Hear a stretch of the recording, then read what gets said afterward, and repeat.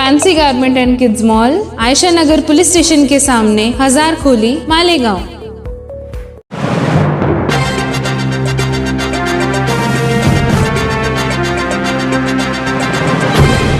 देखते रहिए the prime news Abdul Rahman के साथ। महाराष्ट्र की शिंदे सरकार सूबे के अमन और भाईचारे को खराब करने वालों पर लगाम लगाने में बुरी तरीके से नाकाम है। ऐसे अमन दुश्मन लोगों पर खातिर खा कार्रवाई न होने की वजह से ऐसे अमन के दुश्मन लोगों को बढ़ावा मिल रहा है। ये कहना है कांग्रेस पार्टी के मुंबई के कारगुजार सदर और साबिक वजीर आरिफ नसीम खान का। ये बात उन्होंने मीडिया को तब कही जब वो 23 जून को नासिक जिला के सिंदर में मॉब लिंचिंग का शिकार होकर जाँ बहक हुए 32 साल अफान अंसारी, जो के कुर्ला के रहने वाले थे, उनके पसमानदगान से मिलने के लिए उनके घर पहुंचे, जहां उन्होंने मॉब लिंचिंग का शिकार अफान अंसारी के भाई और उनके दिगर अहले खाना से मुलाकात की। इस मामले में शिकार बनाए गए एक और शख्स नासिर हुसैन को बुरी तरीके से जख्मी हालत में KEM हॉस्पिटल में दाखिल किया गया है, जहां उनकी हालत तशवीशनाक बताई जा रही है। इस मौके पर कांग्रेस के साबिक वजीर आरिफ नसीम खान ने मीडिया से बात की। नासिक डिस्ट्रिक्ट में, नासिक ग्रामीण में कल जिस तरह से 2 बच्चे संगमनेर से आ रहे थे और नासिक हाईवे पर टोल नाके के बाद वहाँ पर उनको रोका गया, उनसे पैसा मांगा गया और उनके जो भी मोबाइल थे, पैसे थे, छीन लिया गया। उनको कहीं ले जाकर आगे 2-4 किलोमीटर के बाद ले जाकर 20-25 लोगों ने उनको मारा है। ये मॉब लिंचिंग ये पहली घटना नहीं है महाराष्ट्र में।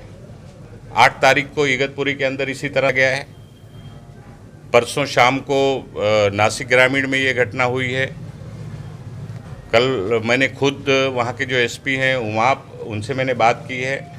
और जिस तरह से महाराष्ट्र में गुंडा राज शुरू हुआ है पिछले 3 महीने में, महाराष्ट्र के अलग अलग छोटे बड़े इलाकों में मिलाकर, फिर चाहे वो संभाजी नगर का, औरंगाबाद का इलाका हो, कोल्हापुर का मामला हो, अकोला का मामला हो, जालना जिले में हुई घटना हो, संगमनेर का मामला हो, ऐसे अलग अलग इलाकों में 10 से ज़्यादा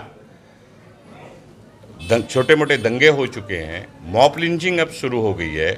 क्या शिंदे सरकार महाराष्ट्र के अंदर गुंडों को खुली छूट दे के रखी है? इस तरह से बेकसूरों को, बेगुनाहों को पकड़ा जाता है, मारा जाता है, मॉब लिंचिंग की जाती है। क्या सरकार की ये इस महाराष्ट्र में कानून का राज है या गुंडों का राज शुरू हुआ है? सवाल ये है।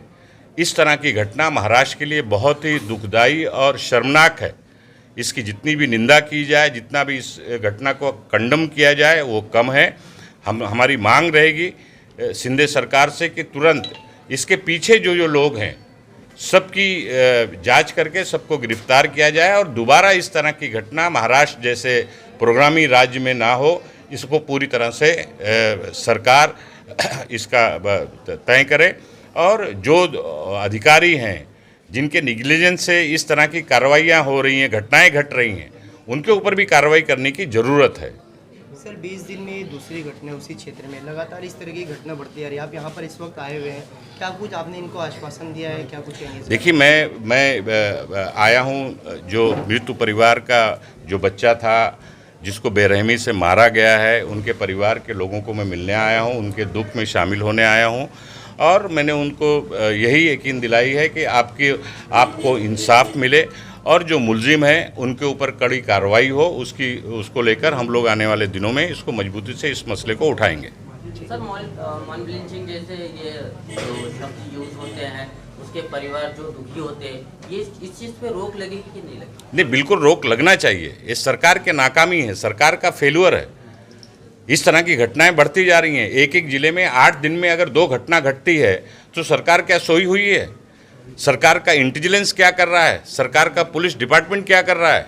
सवाल उसके ऊपर है।